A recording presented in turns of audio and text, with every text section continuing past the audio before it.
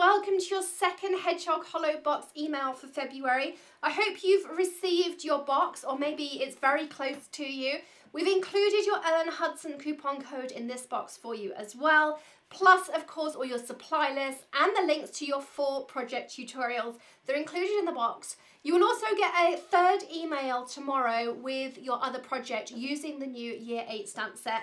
That was a late change, so we don't have that one ready for you, but I wanted you to be able to get started with these projects. So we're going to be making this lovely wreath card. I'm going to show you how to make 3D flowers. I'm going to show you some different versatility using the spring sprig that's in your box, and showing you some different options using the quilted backdrop as well.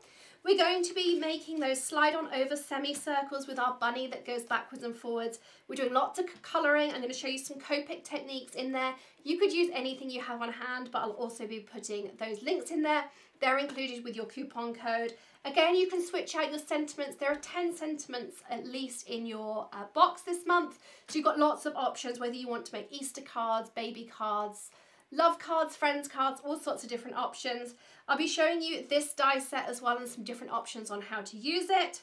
We're also making, using the new Meadow Borders and this lovely hillside die that has these pokes in, that you can either make a scalloped edge or keep this other stitched edge. Again, more Copic techniques and layering in there for you.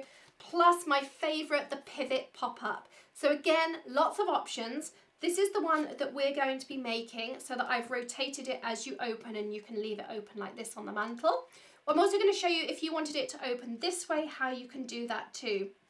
So do dive into the email. I hope you find some fun techniques and you learn lots of new things and get to try out some of these fab new dies. Happy stamping! Bye!